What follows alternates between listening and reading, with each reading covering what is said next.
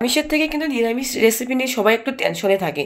তো সেই জন্যই আমি আজ তোমাদের জন্য একটা নিরামিষ রেসিপি নিয়ে হাজির হয়ে গেলাম, যেহেতু আজ দিনটা ছিল শনিবার, আর শনিবার দিন বেশিরভাগ লোক নিরামিষ খেয়ে থাকে। তো চলো দেখে নেওয়া যাক আমি কি বানালাম, কিভাবে তৈরি করলাম। তো দেখতেই পাচ্ছ কতটা সুন্দর হয়েছে, জানি না তোমাদের কেমন লাগছে। তো রেসিপিটা অবশ্যই ট্রাই করবে আর পুরো ভিডিওটা দেখতে থাকো। দেখো, আমরা তো যেখানে থাকি উত্তরাখণ্ডে, এখানে তো লাউ সেরকম একটা পাওয়া যায় না, ধরো এই লাউগুলোই পাওয়া যায়। এটাকে হাইব্রিড বলে নাকি, আমার বরমাসই তো তাই বলে। তো যাই হোক, আমি ছোট্ট একটা লাউ ছিল, আমাদের এখানে সবজিতে ইস্যু দিয়েছে আর কি, ফৌজিদের দিয়ে থাকে। তো সেই লাউটা দেখো সুন্দর করে কেটে নিয়েছি। তো বেশি হয়নি, অল্পই হয়েছিল। তো তারপর কিছুটা মুগ ডাল এদিকে ফ্রাই করে নিচ্ছি শুকনো খোলায়। তো এখন মুগ ডালটা ফ্রাই হয়ে গেলে এখন এটাকে ধুয়ে নেব, জলে রেখে দিয়েছি। আর কি 1 চামচের মতো জিরা দেখো এখানে গরম করে নিচ্ছি, জিরাটা ফ্রাই করে একটুখানি গুঁড়ো করে নেব। আর এদিকে ফোড়ন দিয়ে দিলাম, যেহেতু কড়াইটা গরমই ছিল, ওর মধ্যে ফোড়নে দিয়ে দিলাম শুকনো লঙ্কা, গোটা জিরে, তেজপাতা। এরপর কিছুটা আদা বাটা, আর তার সঙ্গে মিশিয়ে নিয়েছিলাম ধনে গুঁড়ো আর জিরে গুঁড়ো 1 টিস্পুন করে। তো সেটাও দিয়ে দিলাম। তারপরে এর মধ্যে দিয়ে দিচ্ছি হচ্ছে হলুদ গুঁড়ো, লবণ আর কাঁচা লঙ্কা, 4-5টা চেরা কাঁচা লঙ্কা। যেহেতু লাউয়ের দিয়ে মুগ ডালের এই ঘন্টটা মানে ঝাল ঝাল অতটা ভালো লাগে না, সেই জন্যই বেশি লঙ্কা দিইনি। আর লঙ্কার কোনো গুঁড়ো কিন্তু আমি ইউজ করব না। এখন মশলা থেকে তেল ছেড়ে এলে আমি এখানে মুগ ডালগুলোও দিয়ে দিচ্ছি। মুগ ডালগুলো 2 মিনিটের মতো ফ্রাই করে নেব মশলার সাথে। দেখতেই পাচ্ছ খুব সুন্দর একটা কালারও চলে এসেছে। তো এরপর এখানে আমি লাউটাকে অ্যাড করব, যেটা আমি আগে থেকে কেটে রেখেছিলাম।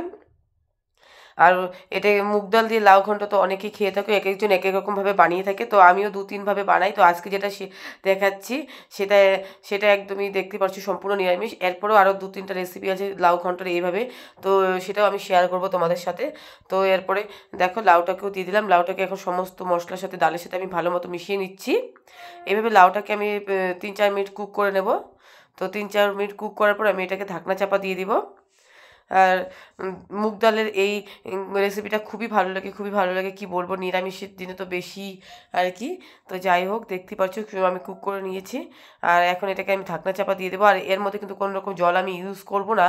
তো ঢাকনা চাপা দিয়ে দিয়েছিলাম। দেখো ঢাকনাটা খোলার পর দেখতেই পারছো মানে লাউয়ের থেকে জল ছেড়ে এসেছে। আর সেই জলটা দিয়ে কিন্তু ডালটা অনেকটা সেদ্ধ হয়ে গিয়েছে। এরপর এখানে আমি দিয়ে দিলাম সামান্য চিনি আর কি, যেহেতু রান্নাটা নিরামিষ তো চিনিটা দিলে একটু ভালো হয়। তো চিনিটাকেও ভালো মতো মিশিয়ে নিচ্ছি। এরপর এর মধ্যে কিন্তু আমি দিয়ে দেবো 1 চামচের মতো ঘি। ঘিটা দিলে আরও বেশি হয়, ভালো লাগে খেতে। তো তোমাদের ঘিটা অবশ্যই দেওয়ার চেষ্টা করবে। তো ঘিটাও এখন দিয়ে দিলাম।